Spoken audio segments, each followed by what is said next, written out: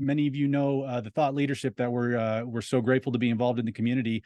Just wanted to remind folks that we also are a customer success management platform, and so we would love to speak with you if you and your team, as you have customer success management needs, keeping that pulse and eye on your customers, renewals and upsells, all with cutting edge technology, with AI and automation and insights and reporting. That's what we do, and that's the basis of everything we do here at Client Success, along with our community involvement, along with sharing some of this wonderful content. So we would love to get to know how we can assist your team with our customer success platform. And please don't be afraid to reach out or sign up for a demo, and we would love the chance to speak with you there. Without further ado, I will introduce Greg Daines. Most of you know Greg. Greg is very involved in our community. We're very grateful to have him. Greg did give this presentation at our CS100 conference in September about using results to hold customers accountable. So really excited to get things kicked off with Greg. I will go ahead and stop sharing and allow Greg to jump in and start sharing his presentation, and I'll jump in with questions and some banter back and forth, if that's okay. Yeah, you bet. Thank you, Dave. And that's a message to everybody. Love to field your questions. Is something we can do in a session like this that is harder to do from the stage. So I'm anxious to hear, what are your challenges? What things have you guys worked on or seen work as I go through this? So I'll put my thing up. So here we go. The idea was,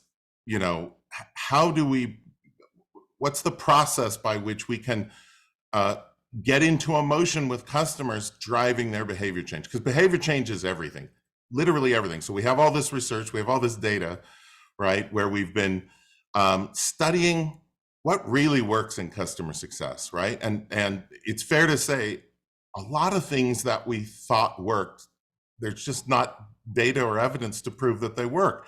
And there are a few things that work phenomenally well. And so here's an example of that kind of data. So customer behavior change is sort of at the heart of why customers get results. And we know that customers who get results stay 6 times longer than customers who don't. Measurable results. This is a big deal because actually we've, for a long time relied on anecdotal mythology around customer satisfaction and experience. It turns out there really isn't compelling evidence of all that. What there is evidence of, and in fact, by far the most predictive factor we've ever tested, is whether customers get results. Well, that's great, except for one problem. That just begs the next question, which is, why do some customers get results and others don't? Well, that's where behavior change comes in, because we know deep down that, and we have lots of evidence for this, that essentially the difference between successful customers, those that get results and those that don't, is that the customers that get results change how they work. They change their process to take advantage of the way your solution produces benefits. So here's an interesting piece of that, though. That behavior change is at the fundamental level. What we didn't know until recently was just how quickly that behavior change shows up as a key predictor of long-term retention. So the question is, well, sure, they have to change their behavior within the first year. No, it really needs to be shorter than that. Well, is it within 6 months? Nope, shorter than that. And so we actually were able to test various, what we used to say, periods of time within which customers did or didn't exhibit the key behavior changes that are necessary to get results with the product. And we finally ended up with this fact. This is incredible to me. Customers who changed behavior within the first 10 days stayed 4 times longer than customers who didn't. So what this tells us is really important. It tells us that we know very quickly, right, which customers are going to succeed and which are going to fail. And what we're looking at isn't those outcomes. Most everything we study and we sort of measure about customer health is really lagging indicators. Did they like it? Have they adopted it? Even adoption's a lagging indicator in many cases, right? So yeah, they stop using it, they're dead, right? But the question is, when could we have known? What's the earliest indicator we have? And it turns out tracking key behavior changes is a huge one. Do you know what those critical first behavior changes are for your client? And are you tracking them? Because if you are, you can get very early intel that's highly predictive of how things are going to go. And of course, the earlier you know, the earlier you can intervene and that means much more likely to succeed. Did you Hey, have a Greg. question, Dave? Yeah, if I could ask here, I know folks are thinking uh, an enterprise solution, a larger solution may not have behavioral changes right away within 10 days. What are some examples of behavioral changes you've seen that quickly? Okay, so yes, great question. This data is actually from from a set of companies that are in the enterprise. So yeah, I mean, it might take 6 months, right, to get your system up and going and to see results. That's why behaviors are different than results, right? So here's an example. Have you ever gotten off a kickoff call with a brand new customer and you turn to your neighbor or to your cat or whatever and say, they're not going to make it, right? By the way, you're right. The question is, how could you know that? And the answer is customers give off very clear behavioral signals very quickly. So like what? Well, the key leader who should have been on the call didn't show up. The person you're talking to says they don't really know why they have to do this new project, right? They didn't understand that, IT person needed to be involved. Whatever. The point is they're throwing off tons of signals that are actually really good, reliable signals about where this is going from a behavioral standpoint before you've even had a chance to turn it on, configure it, load data, so the point is it's the behaviors, it's those signals that actually turn out to be incredibly useful. So I've just listed a few that are examples from a kickoff call, but if we're doing this well, we're thinking about, do they, get their data together? Do they understand they're going to have to change the way they make decisions? Do they understand they're going to have to change a process? Those are things we can engage deliberately, and we need to. So it's not a matter of just guessing what behavior signals matter. It's about determining which behaviors matter and then training customers to do that and seeing that whether they do it or not. And many of those things can be done very early in the process. So an example of a very complex enterprise situation we studied recently, very complex 6-month plus implementation. Yeah, it wasn't 10 days for them. It was 60. So still very early, right? Still long before there's a chance really to even produce measurable results. We're seeing those behavior changes. Does that make sense? Yeah, and it sort of goes back to this. So these are my 3 laws of retention. Customers stay to get results. That's the predictor. Well, why do they get results? Because they change their behavior. So customers have to change how they work or they won't get the benefits. Very few products produce measurable, significant value if nobody does anything differently, right? And then the last one, well, they need to, in order to change, they need to know how and why to change. And we'll talk about that. But this is kind of the big one. How do we get customers to change? Now, back in the day when we thought it was all about happiness, we focused on how do I make a customer satisfied? I'd be very responsive. I'd be very friendly. I go beyond the call of duty, whatever. Now that we know, and we have to shift our mentality over to a results, orientation, it becomes all about how do I get them to change? Because I know they won't get results unless they do certain things. And so we have to be crystal clear about what those things are. But now the new burden, the new role of customer success, in my opinion, in the future, it's all about getting customers to do things differently, getting them to adopt important process changes that are critical to get results. So how do we do that? Where's our leverage? Well, I'm going to talk about that and then set up a motion, and hopefully you'll go away from today with exact things you can do. I'm going to actually train you on the motion we train our clients. So, okay, so here's the dream. What if I could hold customers accountable? What if I could actually, go to my customers and say, did you do this? You didn't do this, etc. And I'm going to show you, you absolutely can do that. So I'm gonna kind of step into this a little bit, but in order to step into it, I'm gonna actually make a reference to a dead philosopher, and this is such a fascinating idea though, and I'm gonna show you how we apply it. But I love this from Kierkegaard, where it says, life can only be understood backwards, but it must be lived forwards. One of the standard kind of I don't know, big factors, big tools that we use in the CS world is a customer journey. And typically a customer journey, you think about, what's the first experience they have and how do I optimize that, then the next, you sort of work forward. That works really well if you're trying to improve the experience. That is the right way to do it. But what if instead you're trying to produce results? Well, in that case, it actually is, you have to work backwards from the result. You have to say, if I want this result, what has to happen prior to that? And what sequence events will lead to that outcome? So we're actually going to take a backwards kind of analysis approach here. So here's how to reverse engineer customer accountability. I want to be in a situation where I can say to a customer, did you do this? You didn't do this. You need to do this. I want to hold them accountable. How do I do that? Well, let's start with, okay, so I want accountability. What would have to happen to be in a position to do that? Well, one thing on a simple level is they would have to have committed to do it. I can't hold someone accountable for something they didn't agree to do. So I've got to have a commitment moment, okay? Is there anything else? Well, yeah, because actually that's not something you can take for granted either. With customers, they have to know why. They have to be motivated to make a commitment. So on a simple level, this is actually the formula for how you build a customer accountability playbook. So if you motivate them right, you can put them in a position where they will commit to do things, new things that are different than what they're doing now, and then you're in a position to hold them accountable. And so essentially what we have is we have 3 playbooks or motions I'm gonna teach you today. Okay, any questions before I get started? No, I think we're okay. Just Okay. if the audience has questions, please do use the Q&A, and yeah, we'll be asking them as we go. All right, so let's do this in order. Customer results strategy solves for the motivation. How does it do that? Well, customer results strategy is a simple idea.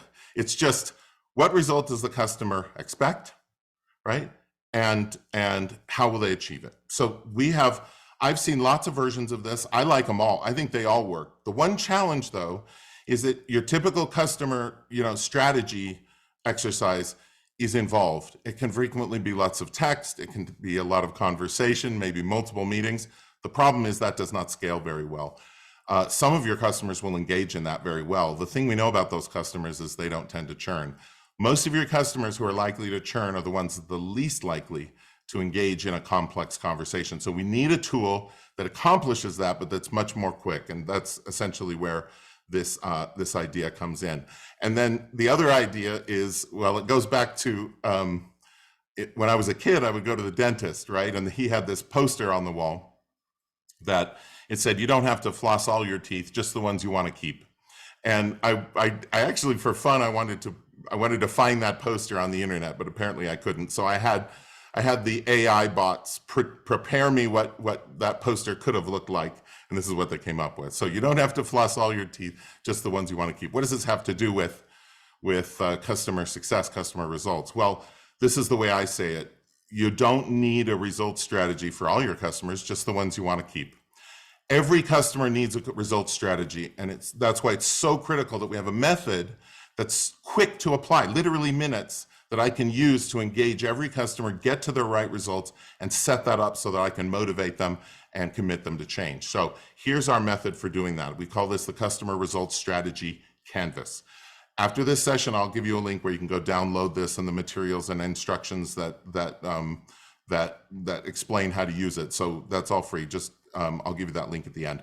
But just focus on this. So it has a very simple idea. Essentially, you can divide this into 2 halves. On the left is, why are we doing this? What result is this going to provide? What the value of it? How will we know when we've won, right? And on the right side, it's, how do I achieve that result? What tools do I need? That's total solution. And what behaviors do I need to engage? And you'll see that last column is so important. And this is just a simple tool we can use to engage a customer quickly, get clarity around this, and then start using it to commit them and hold them accountable. So here's essentially how you do it with an example from a sort of email sales platform. But essentially the idea is, what are the different benefits, that your product offers, frankly? And most of these you should know. You should actually have a version of this ready to go for any client, right? Because there's only so many things your product does, and they may vary in which things they value the most. But the key result's a business outcome. It's not, so if you ask your customers what result are you trying to achieve, probably 80% of them will say something like, install your system or start using your technology. And that's not a business result. That's what we're going to do together. That's not why we're doing it. And that's really what we have to focus on here. I have to get them to think about, what's this about? What value is it? And it varies depending on who you speak to in a company, for sure. But we need, but frankly, our product doesn't do that many different things in terms of business results. It has lots of functions, but there aren't hundreds of business benefits that come from that. There's a clear set of value points that are big enough and valuable enough that customers engage with us and make meaningful change. So we're gonna highlight that, right? And I can get to that fairly quickly with a little bit of talking the customer through that. Okay, you want to install this, why now? What's driving it? What's the key imperative? What business initiatives are driving it, et cetera? And you can usually get there pretty quickly. Okay, then the tougher part, which is, all right, you want to do that. How will we measure it? How will we know when we've won? And depending on the business benefit here, we might need to find a proxy measure or something, but we have to find the measure, because actually what we know is that the old adage that, you can't manage what you don't measure, you can't improve what you don't measure, whatever version, those are very true. It turns out that customers who simply measure their results, whether they get good results or not, stay 6 times longer than customers who don't. Obviously, customers who get good results stay longer than customers who get poor results. It turns out, actually, we've done the research on this. If customers get bad results, but they're measured, they still stay twice as long as customers who don't measure. So it's really important to build a metric and then agree, here's how we'll know when we've won, and here's our checkpoints. This key left side here is so important to motivating and setting the context for why they're going to make changes. The next column usually is the least complicated. It's, hey, if you want this result, these are the key tools, features, modules, whatever you're going to need to engage. Sometimes things show up here that aren't even in your product, like, well, you also need a system over here, or you need to whatever. But the point is, typically they'll have the right solution. Now, this is the moment if they don't have the right solution to address that, but normally that's in place. And then the most important of all, here's what you'll have to do. Now, you notice there's not a lot of space here, and you can probably think of dozens of things your customers need to do well.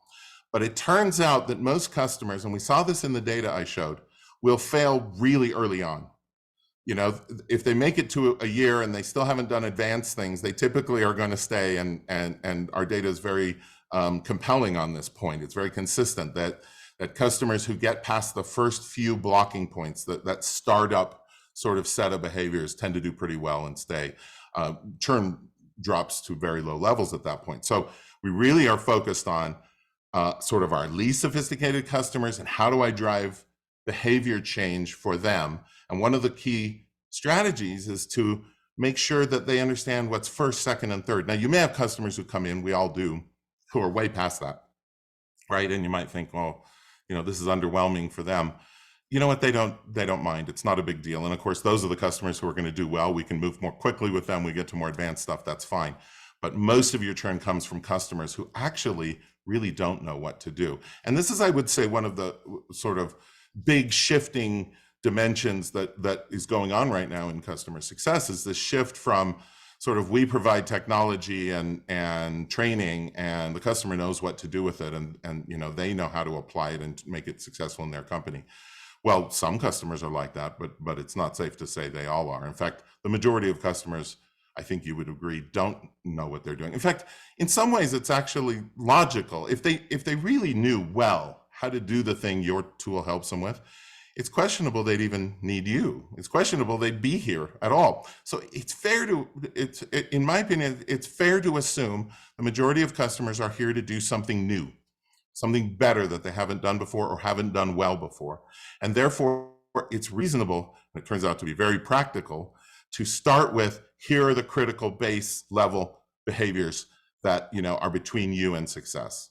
So thinking back to my example of that kickoff call, what was missing? What are some of the things that are red flags? Some of those things are just very early on, right? They don't have their ducks in a row. They don't have this in place. They don't have leadership support, whatever. There's just some very early, right, things. And the more clear we can be about those, the better. So from the example here, this is an actual real example. We did the research with customers, and what we found was that they would take on this tool to send out marketing emails and sales emails, and that the biggest reason customers fail is that they don't send emails. You think, gosh, that's just so dumb. They logged in, they've configured all their products in there, they've done all these things, set up their accounts, blah, blah, blah. They must be doing well. No, they're not doing well unless they send a couple of emails a week. It turned out the more emails they sent, the better they did. So this is just an example of something where you can look at your own product. This is really valuable, and say, what are the critical business value we provide? How is it correctly measured? Actually, most of the time, these kinds of customers, your lower sophistication customers, don't know how to measure it. They tend to not even know what it is properly, clearly defined. And then, oh, this is our set of tools, and this is what we'll have to do. When I put all this together in front of them, and by the way, typically it's a few minutes of conversation to get there, especially if you know in advance kind of what that ought to look like, and you're showing the customer the way there. It can be incredibly impactful, and customers frequently say, "Oh, this is so great. This clears it up. This makes so much sense." Yeah, Greg, good question here from the audience, from Patrick. SMB owners tend to expect products that will give them direct results without too much effort. And sometimes this could be a result of your sales process. How do you recommend to motivate new customers, and how can sales better their process to ensure you receive more committed customers? Great question. So what you see on the screen is my way to do that. You do this in the kickoff call. If it wasn't done before that, this is your last minute. Really, it's your last chance to set those expectations correctly. It is not uncommon, as you say, for them to arrive with those expectations out of whack. That is really common. Is it a consequence of the way we sell? Yeah, and market, both of them. And so, okay, well then what do I do about that? Well, actually, we train more companies to do this process in sales than we do in CS. This is an incredibly effective sales tool. Why wouldn't a salesperson want to establish this? Why wouldn't they want to know why it's valuable? I mean, this is essentially a value selling methodology, and it's incredibly effective. Lots of salespeople are using it. So how great would it be if the customer arrived with this thing already filled out? I mean, that would be incredible, and that's what we help a lot of our clients do. If you don't have the ability to change sales, there's lots of value in doing it right from the kickoff, and that's where I'd recommend it. There may be a little bit of friction around, hey, this isn't what I was told. I thought we could just sit in our Barco lounger and everything would be great. Okay, fair enough, but no. And here's the value. Because the point is, if I don't correct it now, when will I correct it? We can't wait till it's time to renew and then figure out why we were out of whack. We have to do it now. And what I found is that this method really allows customers to do it. Most often the reaction isn't, hey, this isn't what I was told. The most common reaction is, this makes so much sense. Thank you for walking me through this. This is a lot more clear to me now how we get where we're going. Great. Another one here, in speaking about going across the aisle to sales, often results will depend on product and working with product team. How have you seen CSMs effectively approach product teams in how to get the products to help, send those emails faster, or make that more obvious, or get those results out of product before? Any thoughts there? Yeah. So here's what we do. We implement this in kickoffs and with customers, right? And we start filling these out. And you know what happens after you fill 10 or 12 of them out? They all start looking the same, right? There may be a couple of major thematic differences, but there aren't. All of the sort of what we imagine is that it's different for every customer. That melts away really quickly. And so what we end up with is getting more and more consistent results, where these look more and more correct, they're more and more consistent. Well, this is really cool. So upstream, even if sales and marketing hasn't engaged, they start to see these things, and they're looking over our shoulders saying, wow, that's a very clear way to measure value. Do we have data for that? How can I use this? And what we find is frequently, but the product side happens too, because the product actually, they really want to produce better results. But until we've carefully clarified and documented what those results are, the right way to think about them, how customers think about them, how we measure them, it's really hard for the product team to calibrate the tool around them. And when they see this, very frequently they say, can we have that? Can you make a standard one of all the sort of 3 or 4 key value points we produce? And then they can load that into their product. So we also do a lot of consulting with product teams who discover that this is incredibly valuable for their product roadmap. 2 things happen. One, they start to see, Well, there's an easy opportunity we could have built to get better results of this kind. We just didn't know that's what customers cared about. And so they go, redirect engineering resources on a better roadmap direction. The other one is very few products are clearly enough measuring the value. That's a huge opportunity. That may be the biggest opportunity that comes out of this for product teams, is just to know how would we measure and report back, materialize back to customers what value they're getting. Build that into the products, very powerful. All right. Okay. So that's it. Now, how do I use this? So I've got the motivation. How do I use this to commit them? So let's talk about the commitment motion. This is very straightforward. Nothing I'm teaching you takes more than a few minutes to do in practice once you've got that base laid. Okay, so I'm actually going to give you the script we teach. So the customer commitment motion looks something like this. Okay, so to increase your sales in that period of time, you've got to make these changes, and for that period of time, you're going to have to do that by this time, by this date. Okay, great. So can you get these done by then? Yeah, okay, great. Let's schedule a meeting now and let's get that on the book so we can follow up and make sure you're on track. Now you think, gosh, that's too simple.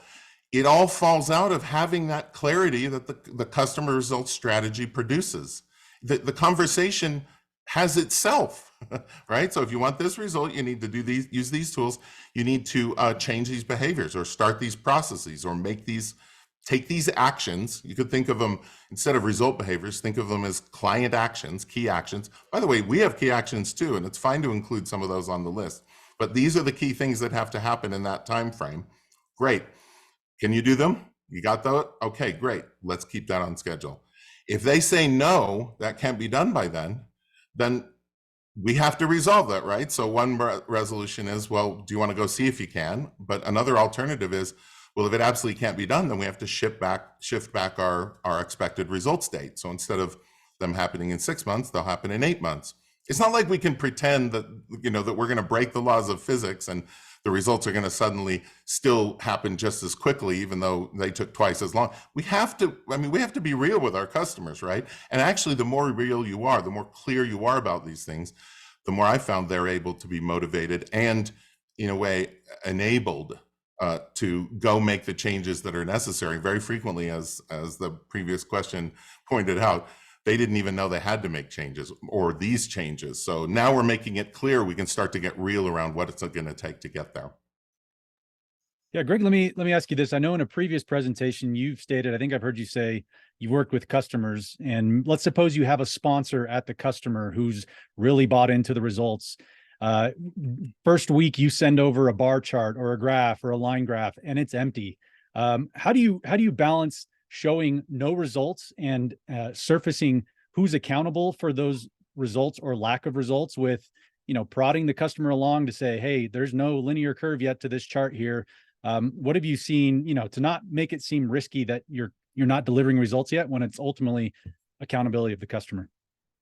That's a great question, and it's answered by the accountability motion, which I'm going to talk about in a second. But there's another version or another angle on your question that I want to touch on, which is one of the biggest problems we have in customer success, particularly if you have a long enterprise-oriented onboarding process and it takes a while to get to measurable results. One of the problems is that you'll have your key sponsor disengage.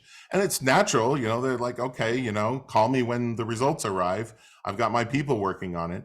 That's really bad for long-term success. We have to remain engaged with that person. Well, how do I do that?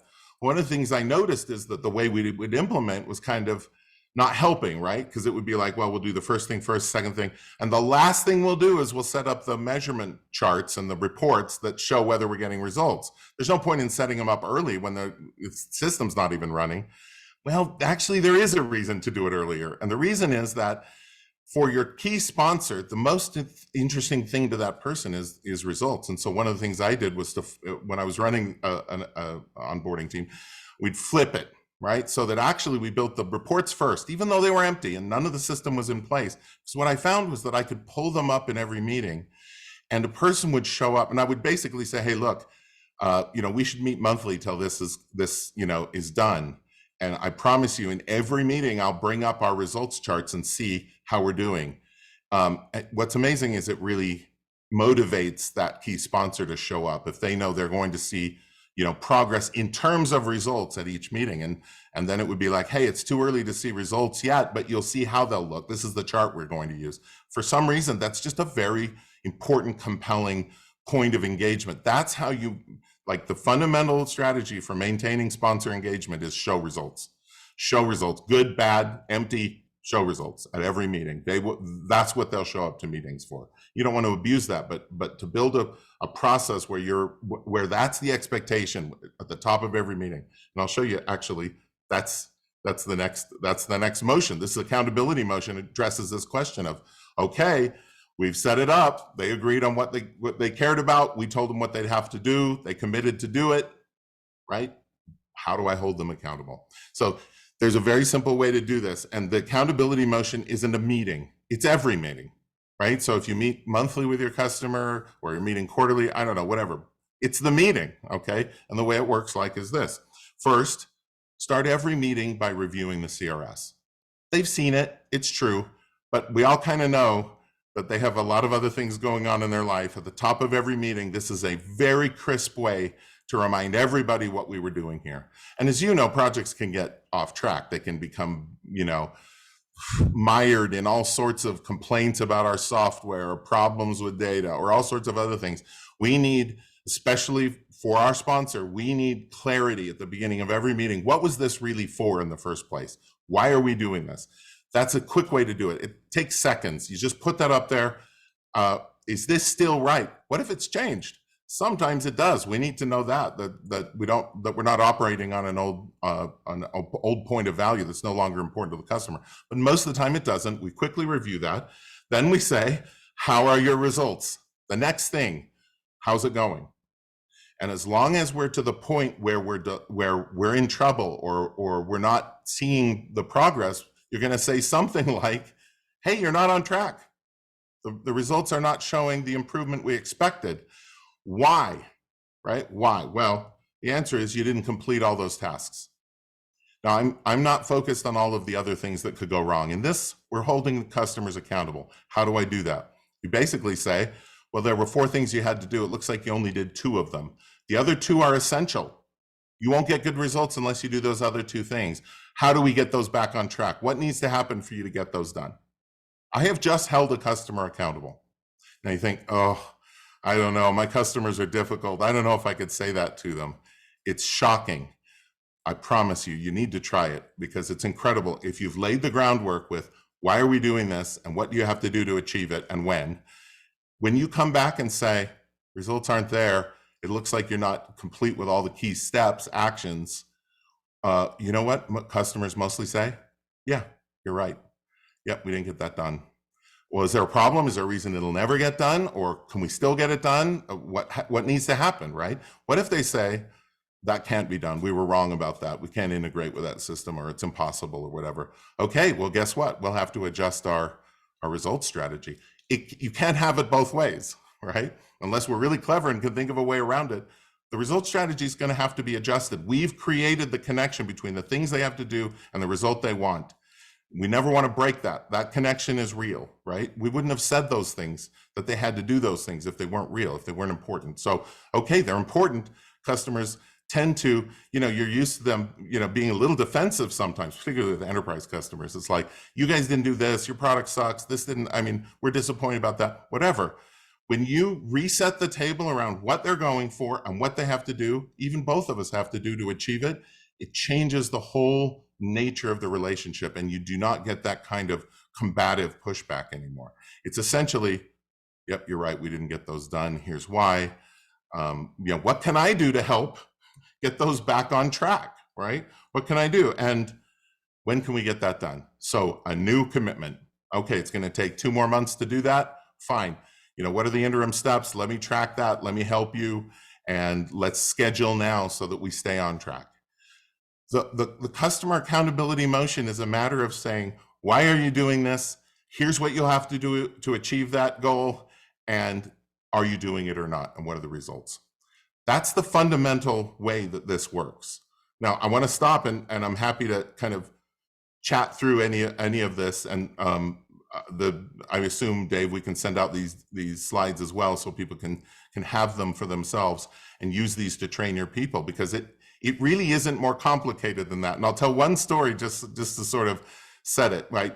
I had a client who was, they had very young sort of customer success manager team, and some of these people were a little hesitant. They weren't experts in the business, but they did have a standardized process. And one of the girls who was doing this, I was listening in on the call, and she was very hesitant to challenge this customer, that hold them accountable. But she agreed to do it, and basically the guy was very gruff with her. He basically said, "Hey, I've never done that in my whole career, and I've been doing this forever." And she followed the script we gave her, which is, "Oh no, I'm sure you know more about your business than I'll ever know. But we know this." And it turns out it's very consistent. Our customers who don't do this activity do not get as good results. And what did the guy say? "Oh, okay. All right, send that over, I'll get it done." It's incredible how it reframes that relationship. Yes, this is awesome, Greg. And if anyone in the audience has some Q&A here at the end, I'll ask you this question. As I saw this, have you ever seen customer success leaders flip this back internally to hold, maybe other teams accountable that are part of a complex onboarding, part of a, solutions engineering effort? Do you see this used internally as well?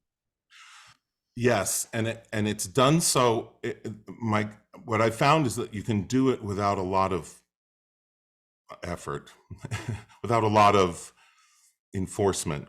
Because what happens is, when you lock in with customers over and over again about what they're here for and why it matters, what the value is, it starts to, I don't know, just the other considerations and points of contention between teams tend to just start to melt away, right? So, there's this, age-old sales versus CS thing. CS saying you didn't set them up right, bad expectations. Sales saying you don't know how to make them successful. Whatever. Well, we both are accountable to what really matters. So it's one thing to say, well, sales didn't understand clearly enough and they should use a tool like this. That's fair, but it's also fair to say, how clear have we been with our customers what value we're driving and how we're doing it and what they need to do? That's on us. And so everybody, I think that accountability to the truth, to the fundamental reality of what results matter, which is another way of saying, what is our company for, our product for? What's it for fundamentally? We should all be held accountable to that. This isn't about putting forward an opinion or position that that CS has established. This is about understanding what really is at the heart of the whole thing. And what I found is that the more this simple tool, particularly this tool, the Canvas, the more these become the lingua franca of value across all customers, the more clearly they are refined until they really don't change that much. And we find that happens after about 40 or 50 of them. They tend to get incredibly consistent. That becomes a way for us all to equally understand it. And it's less about blame at that point. It's more about, hey, what can I do in the role I have? So we've talked about sales, think about marketing. Marketing, I love marketing people because in their bones, they understand that you sell benefits, not features. But a lot of times they're stuck selling features because that's all they've heard about from product, even from customers who also like to talk about features, but they don't buy for features. They buy for benefits. When marketing teams start to see these results strategies come to fruition and really consolidate, it's like gold for them because now they understand what's the motivation. What use case fits this? What's a good fit? Why would someone shell out money for this? It's incredibly valuable for them. But the same, right, it applies across the whole organization. Either we're aligned, all of us, to finding customers who care about this and driving them to this result, or we're not aligned. And that just, I think that helps immensely with that problem. Yeah, really great. A question from the audience here, maybe for a team or a CS department that's new, that's still getting processes together, a product that's still new, where maybe benchmarks or results aren't obvious.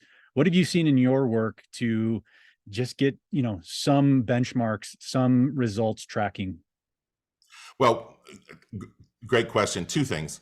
One is, if you just start using this, and like I said, maybe you don't have it predefined. So maybe you are really just talking through with each customer, why did you come? What big business result is important enough that it justified you doing this, and not just paying the money, but also all the trouble involved in implementing our stuff. Why is that important enough? If you do that with enough customers, you will start to see this come together. We do a thing which we call customer success analysis. We interview basically successful customers, and we essentially study the same topics, which is fundamentally, how will you know you've been successful? What metric will you take to the leadership to show this was worth it? And what you find is we only do 5 interviews per our client. We only interview 5 customers. And the reason is, by the 3rd customer, because it's very consistent. It turns out if you study failure, which is like the classic churn analysis where you find out why customers left, you get millions of answers. But if you flip the script and you go talk to successful customers, you study why they stayed, it turns out it's very consistent. So that's the other thing, is I would say, instead of just seeing how this turns out for a lot of customers, yeah, it'll eventually shake out and firm up. But what you can do to shortchange that process, short circuit it, go faster, is go do these with a few of your already very successful customers. What result did you want? How did you know it's successful? How do you currently measure it, right? What did you have to do? Like which parts of our solution did you engage in other solutions? And then fundamentally, what did you do that led you from sort of 0 to 60 miles an hour? What were those critical changes that you guys made? If you do that with just a few of your most successful customers, this will come into focus really very quickly. Which drives home your point. If your product is in infancy, and this is coming up in the chat, and it is early, you are going to be product's best friend, because you might have 15 of these sheets right here that are speaking to patterns of what customers are hoping to achieve and why or why not they may not be achieving those. So it really comes full circle there. Yeah, and product people, I mentioned how excited marketing people get, because here's benefit statements. The same is actually true for product people. They do a lot of things, especially if you're a bigger company. They invest a lot in sort of feedback groups and all sorts of things they do to try to figure it out. But all of those actually suffer from a problem this solves. And that problem is they assume customers are good at articulating what they're here for. In this case, yeah, we do talk to them, but what happens is over time, they become more and more, there's a little bit of a cycling that goes on, right? Where they get a little bit more clear and we get a little bit more proof as to what, because maybe they say, well, there's 5 things. Usually it's not 5 things, but let's put them down. What's most important? And then over time, that'll get consolidated to where we tend to get clarity around what's the big thing. And maybe there's a couple of supporting things. That also helps, your product team think about what expansion opportunities matter, right? Related to that core value. Yeah. Well, Greg, let's go ahead and end here. Just a reminder to the audience, we will send out this recording. We will link to Greg's information. We will link to the templates that he's willingly going to provide. All that will be provided so that you can take these back to your sales teams, your customer success teams, your product teams, and let them know how you're going to be incorporating this into your motion. So this has been a fabulous session, a great session to kick off our CS100 live replay webinar series. As always, we're grateful to you, Greg Daines. Thanks for joining. I'm sure we'll be doing more joint content, and we'll be sure to link to your information for the audience after.